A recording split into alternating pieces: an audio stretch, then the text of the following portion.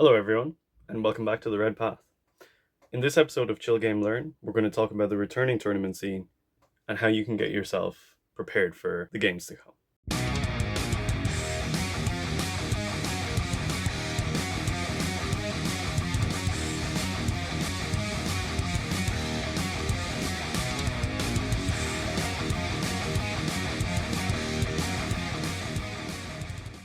Okay, so with the changing world situation and stuff and the rollout of vaccines, we're starting to have the option to play more games again and more match play organized events, especially in places like the US, in Australia, and all around the world. The tournament scene is starting to kick back up, which is fantastic. We're all really excited about it. So cool to see some results coming in again. But it's been a long time since all of us have been to events, longer for some than others. And, maybe we might be out of touch with a little bit of the things that kind of get us focused for a tournament and the important things, the things you need to keep in your mind. So this video is kind of going to be about brushing up with those things, as well as, maybe if you haven't been to an event before, the things you can go about like understanding like what you need to do, what you need to prepare, all that kind of stuff. Now, Jamie's already touched on this in another video of his, but I'm going to kind of focus more on the headspace that you need to be in, the little tips and tricks that I've picked up along the way that have really made a big difference in how I approach a tournament, as well as like improving my game overall. And a lot of these things might seem really small, but actually they really really make a difference, and I can't emphasize enough how important some of them are for your enjoyment of a tournament, as well as getting better results, getting the W's, claiming skulls for the skull throne and all that. So yeah, let's dive in. So first of all, I'm going to be talking about the lead up to a tournament. It's a month beforehand. The event pack has come out. You're messing around with lists. You're trying to pick the best army that you want to play and all that kind of stuff. So what I would say is that the first and most important thing is you need to know your own list. So at least 3-4 weeks in advance, you want to be pretty dead set on the list you want to bring, because that's when the FAQs are going to start being locked in, and you won't really be able to make much changes after that. So you need to have a list that you've gotten a lot of games with, a list that you're comfortable with, that you really understand inside and out, and you can almost play it robotically at that point. Now, this doesn't have to be the exact list. What I'm saying is you need to understand the core units, the core functionality of the list overall. If you're going for, say, a demon engine host, or if you're going for an infantry slog across the board, or if you're going in with a drill gang, you need to understand the plan that you have for your list, how it's going to function on the table in a couple of different sort of scenarios, versus certain enemies, in certain matchups, in certain missions, the sort of secondaries you're going to be picking. You kind of need to start remembering those things. That's the first thing in the lead up. It's not a big thing. It seems very obvious, but if you've never been to a tournament before, it's not as simple as just writing up a list and saying, hey, I'll just go with this. And if it can be, you certainly can go to a tournament not having practice, but I would say if you're going to win, or if you want to get as many W's as you can, you need to know your list quite well. So the next thing is, as well as understanding your own list, you need to understand the meta. So that can, obviously, it changes, all the time as new books come out, as new units get kind of a spot in the limelight, as people discover things, as the best players in the world adapt their lists and stuff and other people start copying them.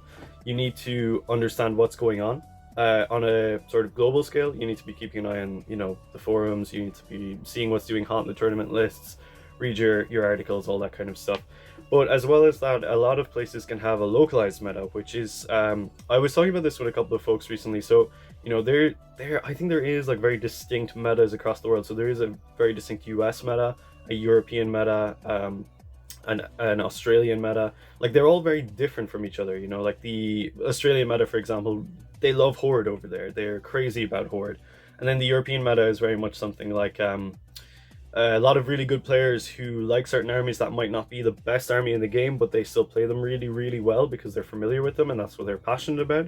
It can be stuff like that, and then a lot of the times the US meta is they look at say what the best players in the game are bringing, and they try and imitate that, or put their own spin on it and stuff. So they're very distinct from each other. So you need to understand where you are. Like if you're in Europe, while it is important to see what's going on in the US, just to understand the whole thing, it's better to look at what's going on in your local area. What are people bringing? And if you can do that from a perspective of like the specific country you're in, or even the region, like say, I don't know, maybe you're in Germany and you look at all the events that have been happening in Berlin over the last month, because you're going to a GT in Berlin, and you go through the list and you see, okay, well, I know like maybe something like Necrons aren't necessarily the most popular thing, but here they seem to be winning a lot of games. They seem to be a really popular choice.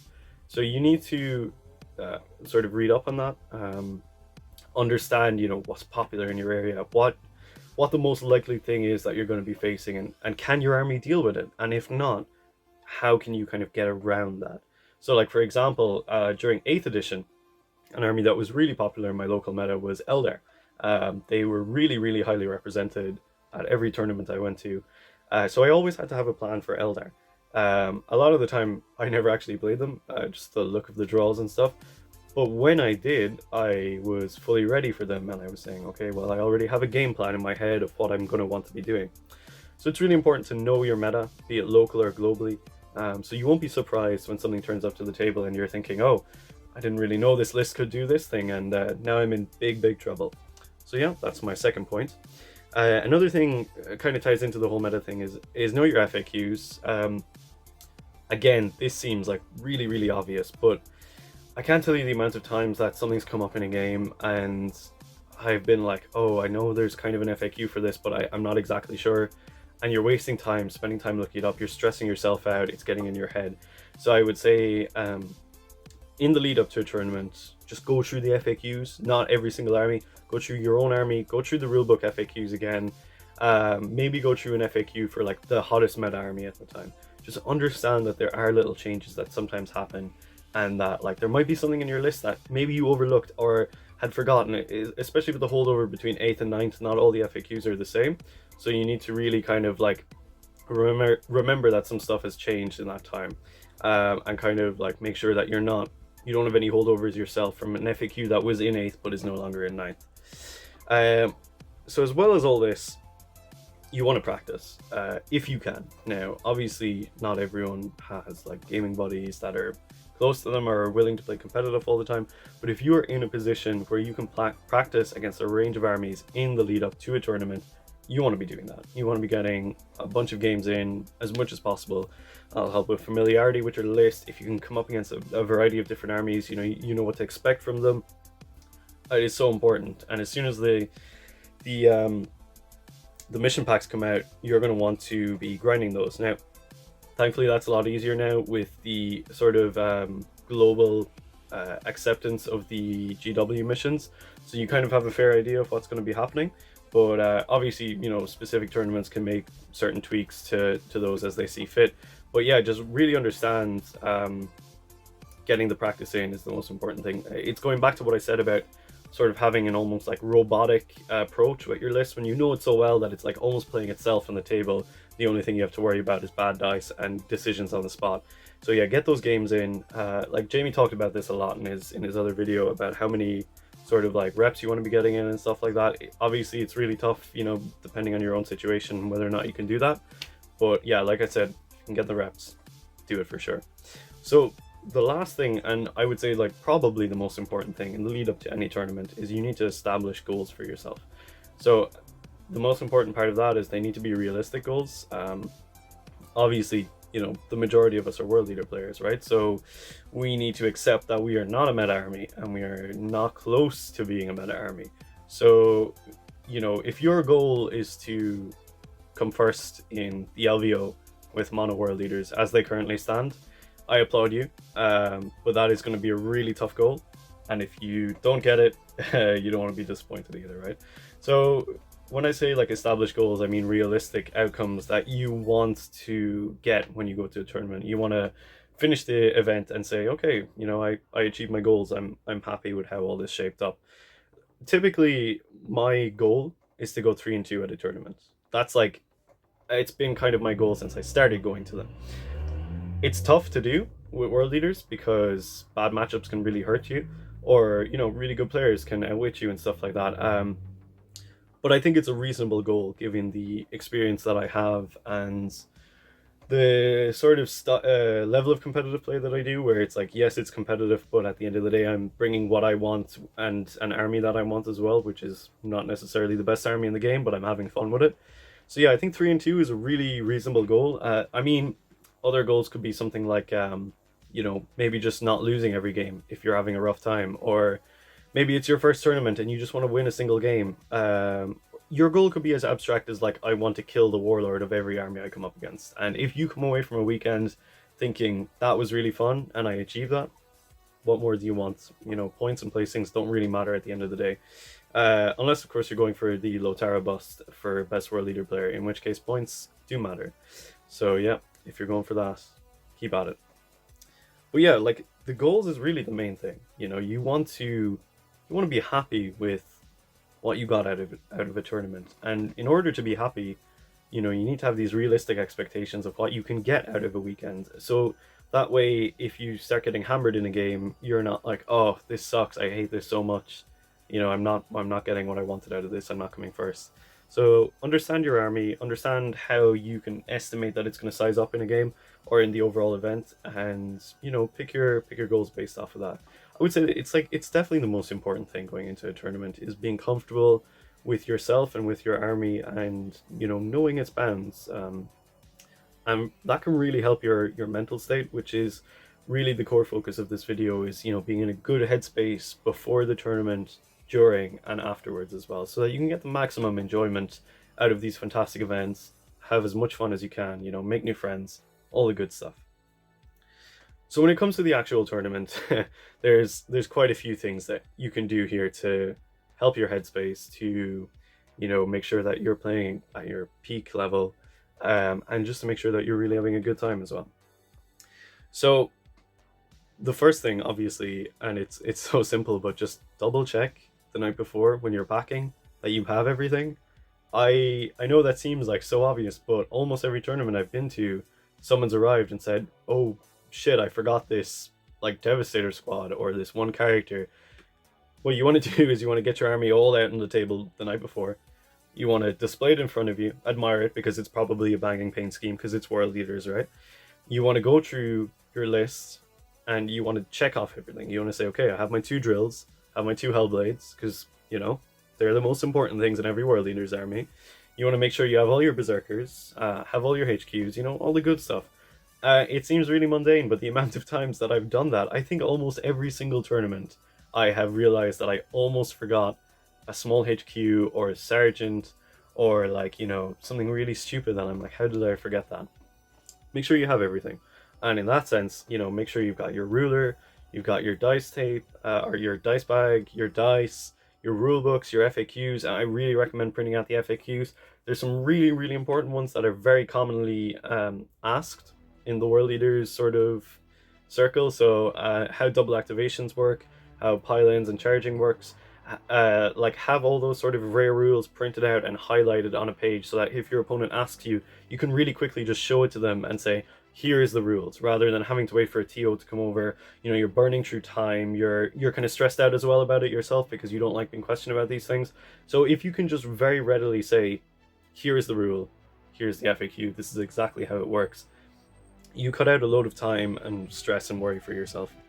So have those FAQs printed off, have your codexes, have your whatever campaign books, whatever you happen to be using, just have it all ready. Better still, if you have any of the apps that are involved with like list building and stuff, you can just show them on your phone as well. So yeah, make sure you have all those, have enough dice, bring plenty of dice, bring your objectives, all the small things. Every tournament pack generally has a checklist of things you need to bring for this event. Just go through it. It's so simple, but just go through it the night before and say, yes, I have all of those things, because this is a real story, but almost every single event I went to in 8th edition, I did not bring stratagem and data cards. And in Europe, there was a lot of the Maelstrom of War, which required you to have the Maelstrom cards. So almost every event I went to, I was like, oh shit, I'm after forgetting these cards. And I would have to buy them at the local store, or I would have to roll for them on the rulebook table, which is really, really annoying to do. and just a load of other things that made it really, really awkward. So it's stuff like that that like it seems so simple, but if you arrive at an event and you realize that you've forgotten one of those things, your mind immediately goes into stress mode, thinking, "Oh shit! Like I really need that thing. Can I go around and ask someone for it?" Or like imagine if like you forget your measuring tape, which is like not uncommon, and you arrive and you're like running around saying like, "Oh, can I borrow your measuring tape? Do you have a spare one?" Blah blah blah, and like your mind is going 90. It's not calming down before your game. It's not even thinking about who you might be going up against. All you're thinking about is like, can I find this thing that I've left at home? Just avoid that. Just do a checklist the night before. It's so easy. Just do it, please. So another thing that you're going to want to do is again, this is like depending on how seriously you want to take an event or not. If you're going hardcore at an event, trying to get as many wins as possible, there's sort of like an extra kind of level of prep that you might want to do. I mean, again, look, this is like my own thing. This is how I kind of play in competitive settings. I'm not saying like that you have to do this to have fun at the tournament or have a good time, but I like to kind of do stuff like plan out my day where I'm going to be like, okay, at this time after this game, I'm going to go out and get some fresh air, just clear my head. I think that's really important to step outside. Like convention halls are busy, busy places with lots of people talking and shouting over each other. Walking around, the air gets really stuffy and pretty gross. Just I think like going outside after a game, especially if it's been a rough game and you're feeling like shit, just walk outside, get some fresh air, like get a bit of sun, have a coffee, have a water, just do whatever you can, clear your head, get in a better headspace for the next game. Because like trust me, if you just like sit down after that game and hang out by your table and you're really depressed and stuff, it's just gonna stick with you and you're gonna go into the next game not really feeling the vibe. So I think, take a quick break, distance yourself, and come back to it fresh. So in that sense, another thing that I really like to do is have like sort of like little snacks and stuff for mid game. Now, it's kind of better, I think, if you sort of like stay off the kind of like chocolate and crisps and stuff, the sort of quick release, high sugar content stuff. If you go for stuff like protein bars or like fruit that like sort of releases its energy over a longer period of time, you'll find your endurance is much better for a game as well, which is like really good for maintaining that base, because like tournaments are tiring. 3 games in a single day is an awful lot. So you want to make sure that you're pacing yourself well. You're not going to get burned out too early on in the day. Like, don't come in and start drinking like 4 or 5 cups of coffee immediately. It's not going to be good for you.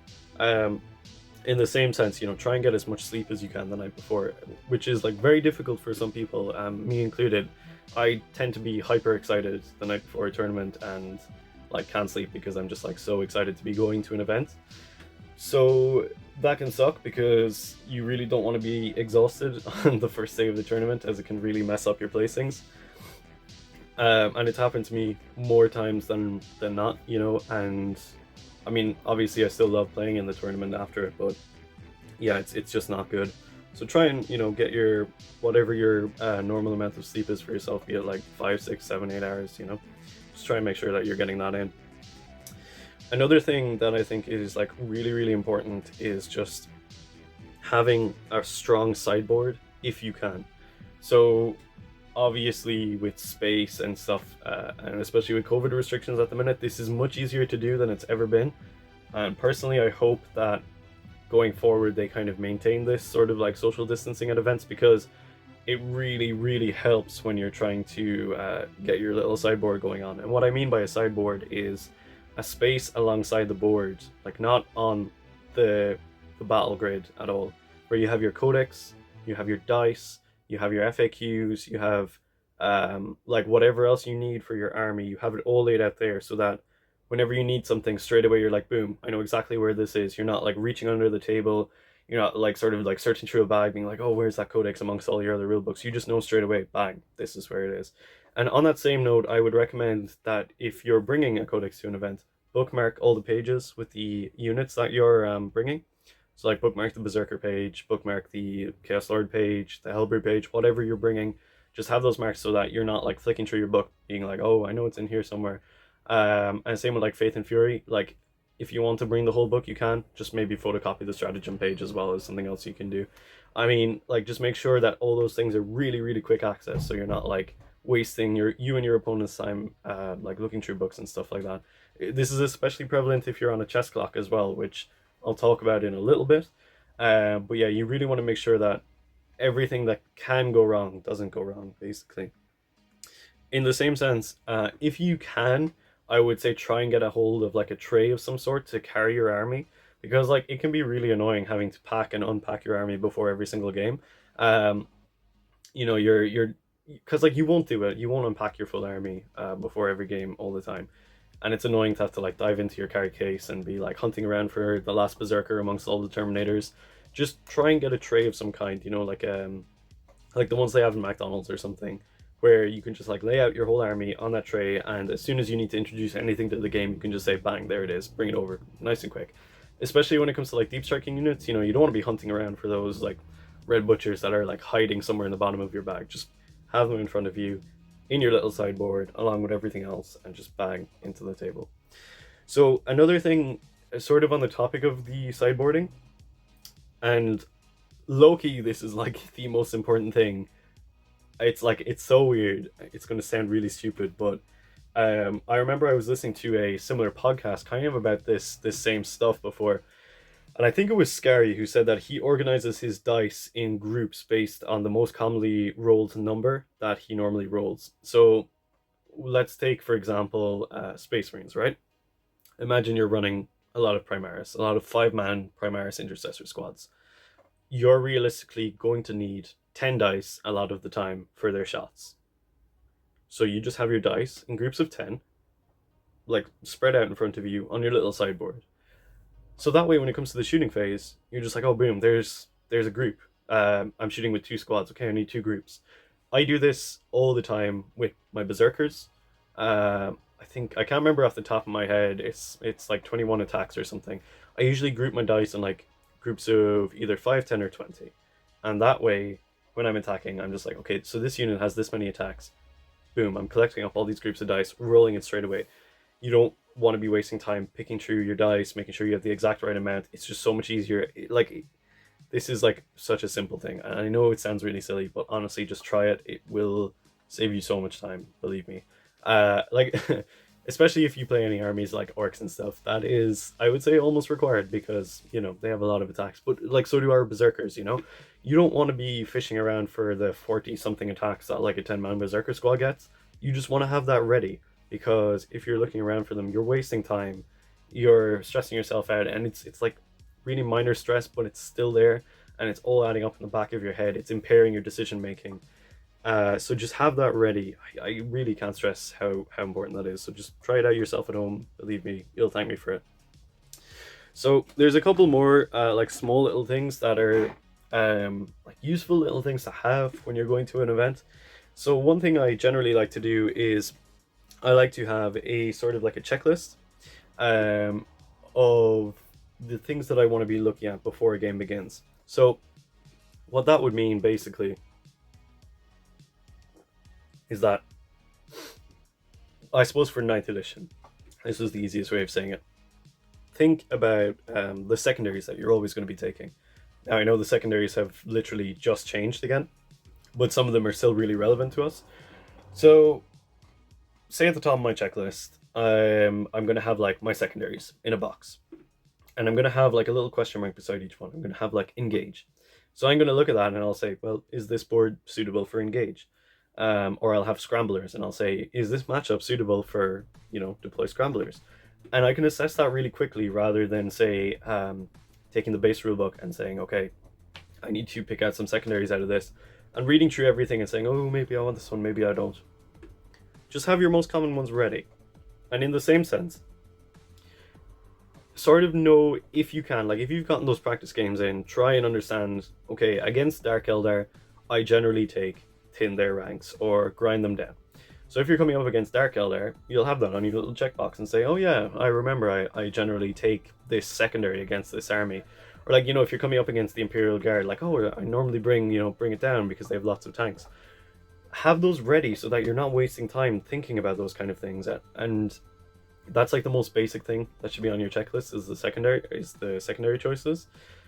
So having a good understanding of the typical secondaries you'll take regardless of the enemy, and then specific to certain enemies, it's really, really useful to have. But moving on from that, other things you want to have on your checklist is like deployments. So have you outrange the enemy, Have you set up certain units within a certain range of each other? So what I mean for that, by example, is like, say I'm bringing a Dark Apostle who has the 5+ invulnerable aura. On my checklist, I might say, have you made sure that the Dark Apostle is 6 inches away from the drill, so he can give him the invul? Like, in a tournament, you might have gone in and said, okay, I intended to do that when I placed the drill on the board. And more than likely, your opponent will probably be like, that's cool, no problem. If that was your intention, I understand that. But it's a tournament, and they might not be okay with that. And you have to understand and accept that not every game is played by intent at a tournament. And it's something that's definitely worth clarifying.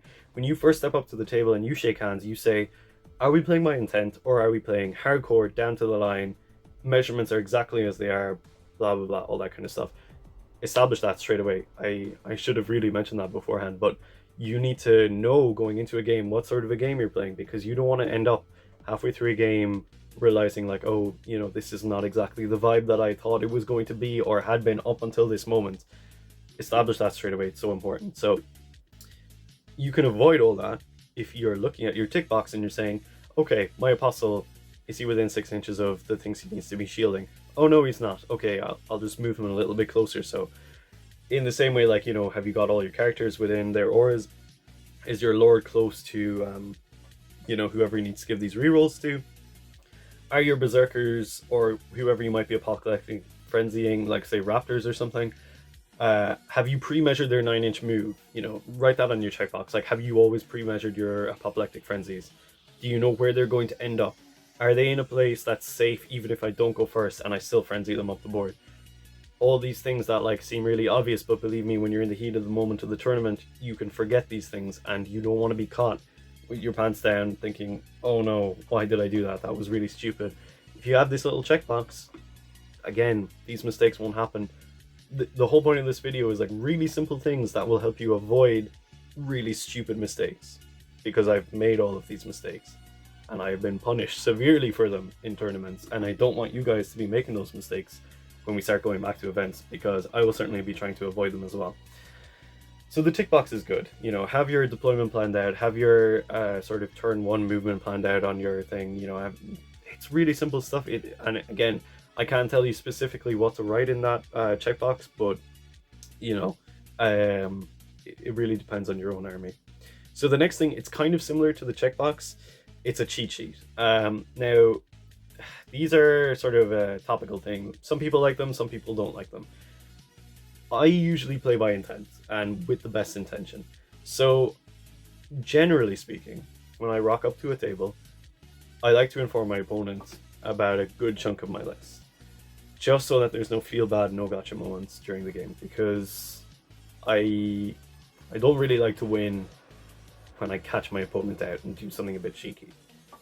It's totally fine if you do, but I just prefer to know that I've won based more on sort of like outmaneuvering my opponents when they knew all my tricks. Now, obviously, I don't tell them everything, but generally, a thing that some people do is they make a little cheat sheet, which can be really, really useful for yourself as well as your opponent. So what I mean by that is pick out your most sort of popular units, your kind of key units and stuff. So, for example, one thing I might put on a cheat sheet is 5-man Berserker Squad. It has 21 attacks when it charges. It can reactivate, and it has another, whatever it is, 16 attacks. Just have that written on the cheat sheet so that you know straight away, okay, I'm picking up this many dice when you get around to attacking. But also, your opponent might then be aware, like, oh, I didn't know these guys could activate twice. And they might ask you some questions then and say, well, how does the double activation work? Is it like the Assault Intercessors? And you'll say, no, it's a little bit different to that. People who are not used to playing against World Leaders might be used to the more commonly seen double activation fighting thing that's there now, which happens at the end of the fight phase. It's a feel bad moment if you catch them out and say, actually, no, sorry, my book is 4 years old, we're working off the old version of that. Maybe just consider not doing that to your opponent, because it's not very nice and it's not very fair on them, and you probably wouldn't like it if someone did it to you. So if you make out a cheat sheet like that, like say, I don't know, maybe I'm bringing a lord with Gorefather, and I'll say, okay, he has this many attacks, and sixes will do mortal wounds, and I'll just have that like on my sheet to make sure I'm always remembering that, and also so my opponent is aware that there's a character that can really dish out a lot of hurt. Now, again, this is like an optional thing, but it's sort of like a quick reference thing, so that if there's ever anything halfway through the game and you're thinking, what does that do again exactly, and you can just look down and straight away be like, boom, that's exactly what it is, and then you can move on without having to flick through your codex, flick through your rules, blah blah blah. Equally on a cheat sheet, you can put the most topical stratagems that you'll be using. So what I like to do is have the kind of, is it the 3 or 4 main ones? So you've got like Wild Fury, Stoke the Nails, Veterans of the Long War, and I can never remember what the 6-inch consolidate one is called, but that one as well. I like to have those on a little sheet, and if my opponent is like, what stratagems are really popular, I'll be like, well, these are the 4 that you'll probably see me using a lot of in the game. You don't have to show them the entire book of stratagems, but just having them be aware that there are these stratagems that are quite powerful and they're all 1 CP. It's good to have that above board. And again, this is all helping streamline the game, so there's no questions, no TOs being called, no flicking through rule books halfway through. I can't tell you guys enough how important it is to try and make sure your games are really streamlined. So yeah, you got your flowchart, you got your checkbox at the start of the game, you've got your cheat sheet, you've got your little sideboard going on, you've spoken with your opponent about each other's armies. Make sure to ask them a lot of questions about theirs as well, because there's nothing wrong with doing that. Say they're playing, gosh, I don't know, the Admech, and they plop the new Skitarii Marshal down on the board, and you say, oh cool, that's like a new unit. Can you tell me a little bit more about what that guy does? I haven't seen him before, and I want to know what his abilities are. So, have that conversation, so that it's not like the game starts, and you're halfway through turn 1, and they start doing stuff, and you're like, huh, I really, really wish I knew that guy did that thing before the game started, because I would have done this other thing differently. The blame is on you for not asking. It's not on your opponent for not telling you. So make sure, you're asking the questions about things you're unsure about. Ask about ranges, and when you find out, oh, this thing actually has this long of a range, deploy in such a way that you're outside of that range if you can. Obviously, this is not always the case or possible, but just try and do it where you can. I think those are like kind of the main things that will really help sort of improve and streamline your experience at a tournament. Now, when it comes to timing, this is like a really, really topical subject, and I don't really want to kind of pick either side when it comes to are chess clocks good or chess clocks bad. Personally, I like them. My personal preference is I like playing with a chess clock. That doesn't mean it's good or bad for the game. I enjoy the skill and pressure that has to go into a game when you're playing to a very specific time. And I've been on the wrong side of, whether intentional or not, slow play. And it's a really, really, really bad vibe. When you lose a game that you would have won because your opponents had, twice as long as you did. Look, trust me, you don't want that. So if you have the option to play with a chess clock, I would suggest take that option. But if you've never practiced with a chess clock before, don't do it, because it's really stressful. This is going back to my practicing before the tournament happens. If you have access to a chess clock, use it. It's really good, and even if the tournament you're going to doesn't use chess clocks, or not every table has them, it's still really, really good for your decision making, because you have to think on your feet and you have to go like, okay, come on, go, go, go, go. I need to think of this thing to do really fast. And while it is stressful, it can really, up your skill level and make you think faster, make you make decisions quicker, which can be a really good thing. It also will train you to know when is the right time to make a long decision, and when is the right time to just say, okay, I don't need to think about this, for 10 minutes. I can just make this decision quickly. Equally, if you don't have chess clocks, or if you're not planning on using them, or you don't like them in your practice games, so I think most tournament games are 2 hours and 45 minutes at the minute. When you're playing your practice games, play to that time. Don't go outside it. Just hone your skills as if you were playing under the clock, be it chess clock, be it regular clock. Always practice to that time, because if you're used to your 3.5 games with your best friend and you hit up a tournament and you're losing like 45 minutes of that time, it's not good. It's not good for you and your opponent. You'll get stressed out. You don't want it. So yeah, the timing of your games is really, really important too. So just remember that when you're getting back into the tournament mode, that the one of the biggest aspects about tournament games is time and time management. So when we consider all these things, what does it all mean? You know, like, what is kind of the purpose of doing all these things, of making all these decisions? It's really about making sure that you're having fun. So no matter what happens, you want to come away from a tournament thinking, wow, that was a great time.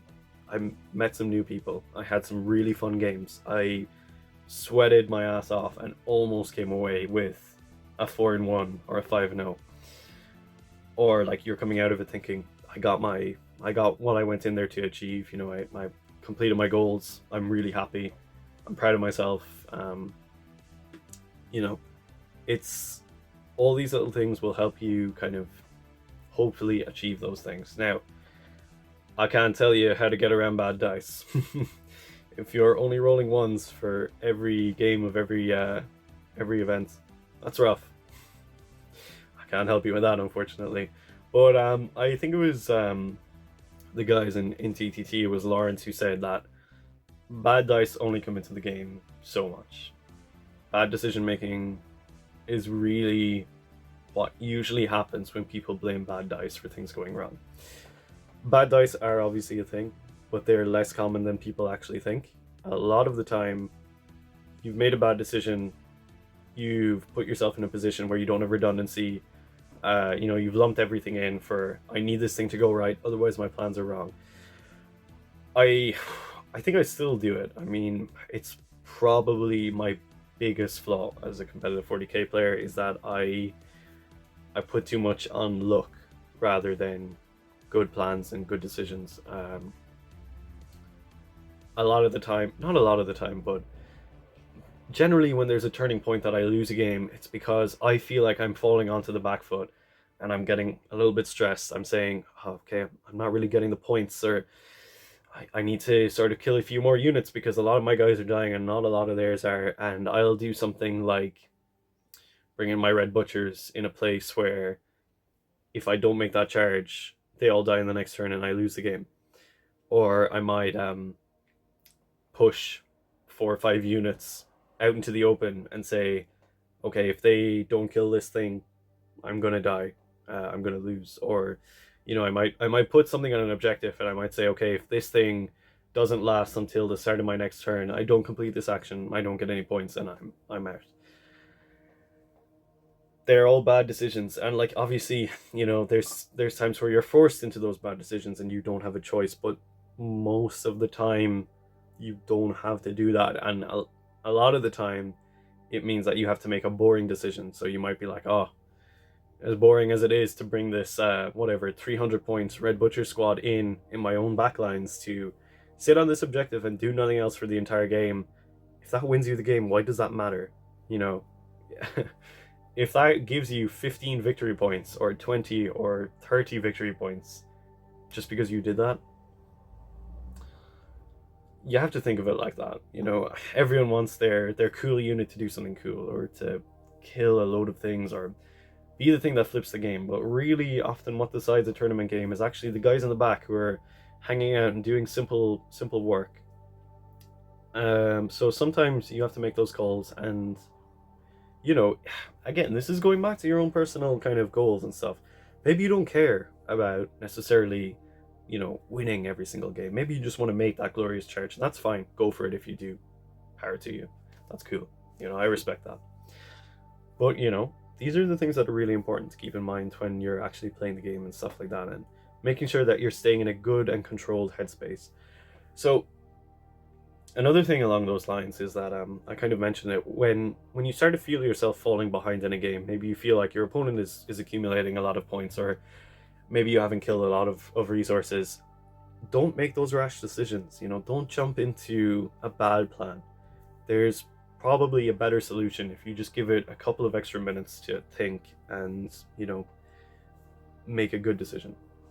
So when I mentioned about like sideboarding and getting that sort of like everything organized, everything streamlined, so that you're sort of you're not wasting time looking for stuff, gathering stuff, etc., etc.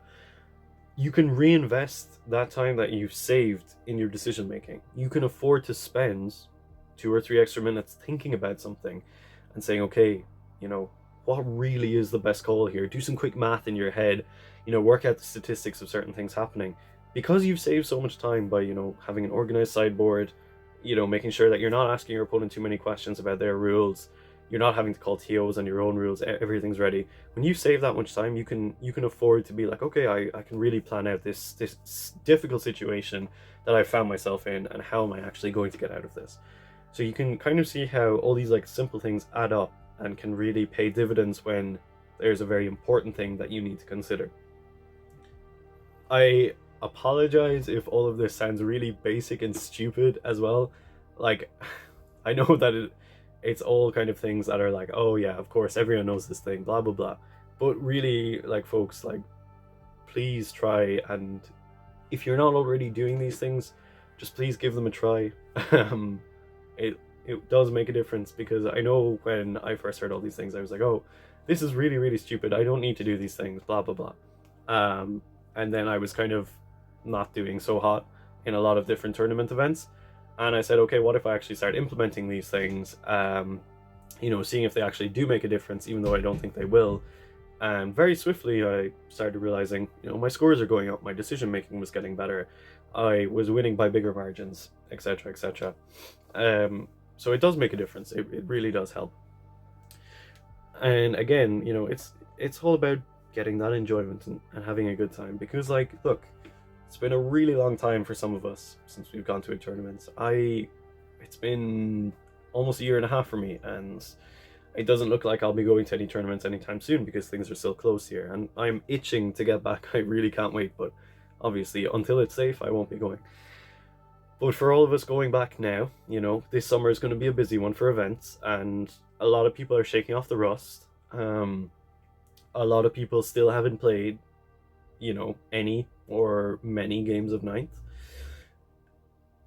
It's going to be tough for some people, and I don't want any of you folks going to a tournament and being really, really disappointed when things don't necessarily go your way, or you get caught out.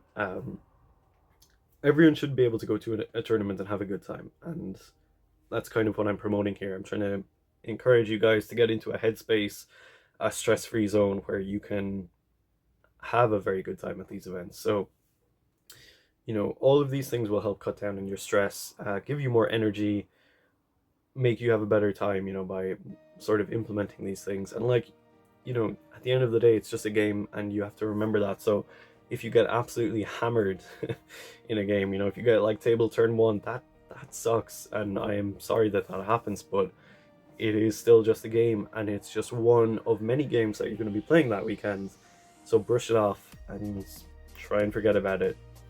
Like I said, step outside, get some air, go find yourself a coffee, have a little snack, and come back, feeling better and feeling ready for your next game. So yeah, I think that's pretty much what I'm trying to say for this video. It's a lot about trying to get yourself into that good headspace where you understand your personal goals, you understand your army, you have a very streamlined experience when you step up to the table, you understand what your opponent is bringing to the table. All of that merges together so that you have really reduced the stress and workload on yourself on the actual day and during the actual games. Then about like pacing yourself between games, have a healthy break, have a sandwich, try to avoid, the quick release sugars, try to keep on top of everything, make sure you're getting enough sleep each night, all that sort of stuff. Arrive in good time. Hard to do if we go out and have a couple of drinks the night of the tournament, which is part of the whole thing as well. But understand all these like really small things do make a big difference along the way. So yeah, like, tournaments are coming back, folks, and there's been a lot of exciting ideas floated around in the various groups and stuff about the world leaders, and me and Jamie have come up with a lot of fun stuff for competitive world leaders, and I want to see you all going out there. I want to see you getting good results, having a good time. So try and take some of this stuff on board and think about it, try it out.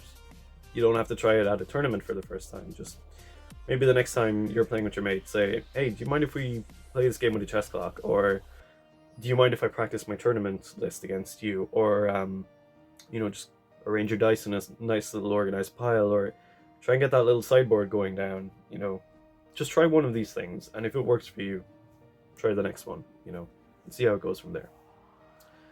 So yeah, I think that's going to be it for me, folks. So thanks for watching. I hope you guys found this entertaining and useful. If you're going out to tournaments at the minute, remember to be safe. Observe all the necessary protocols, don't take unnecessary risks, and have a good time.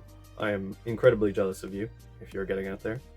But yeah, do the Blood God proud and do the Red Path proud. So until then, stay healthy, stay safe, and kill me and burn.